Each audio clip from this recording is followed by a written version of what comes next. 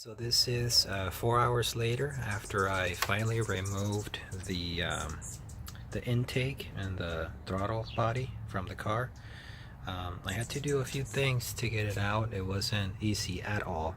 So obviously I removed the intake, which goes right here. There's a little bracket that goes here that holds this.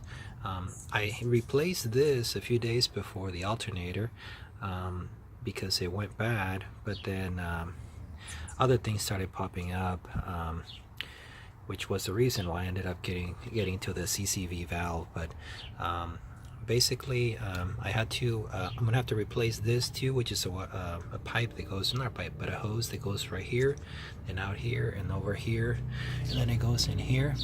To remove this from this, you have to press down on it to get it to release.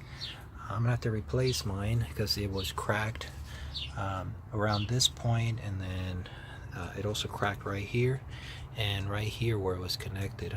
I'll show it to you just a little bit. To make it easier on myself, I ended up cutting this off because this actually looks like it's okay.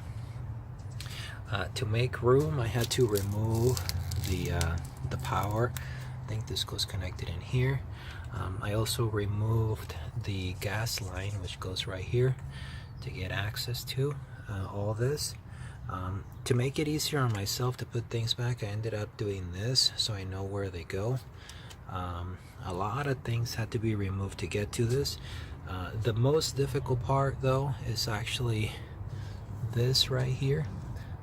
It has a heater that comes out that gets connected to the CCV, which goes right here, roughly around right here.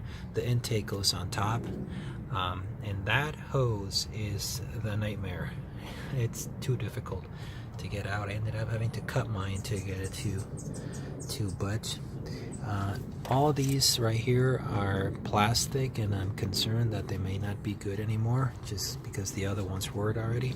Same deal here, because I think these hold a vacuum, so I'm a little concerned. Obviously very dirty too, which need to clean that, but yeah, other than that, here are the other parts that I ended up having to take off so you can see. So I took this out, this is just a cover for the power. This is the part that I told you was bad, so you can see it's all cracked right there. So I need to replace it. This didn't come off easy. You can see also there's a crack here too. I don't know if you can see it, but that's definitely cracked. And all along the hose you can see that it's cracked. So gotta have to replace this. This was the part that I told you was a nightmare to take out. I ended up having to break it. It's just impossible to take this thing off. So I broke it. This is the bottom part, as you can see. Focus. So you can see what you do is you're supposed to press like that, but it's impossible. I ended up having to pry this off and it just snapped, but I guess you're supposed to just press on the side and it's supposed to release. It didn't for me. This other heater hose I had already replaced from before, so I got lucky and it wasn't as brittle, so I took it out. I think I'm going to reuse this, this goes on the top, this goes on the bottom, and this was the other part that concerned me that I'm going to replace too, because it had a lot of oil here. I don't see any cracks, but it's definitely brittle, so I'm going to replace this too. Same deal to take this off. You just press here. Of course it looks easier, it's easier said than done. It does have a ring there, so I think that's what gives it the resistance. Once you push here, you press on the sides, you can pull it out, but that ring doesn't want to release.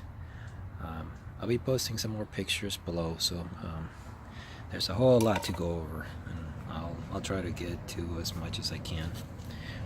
Here's where I ended up cutting this to get it off, because it doesn't want to come off. It's just stuck in there. And this is, I believe this holds a vacuum, and so yeah, I have to replace it. So I'll post some more videos in a little bit.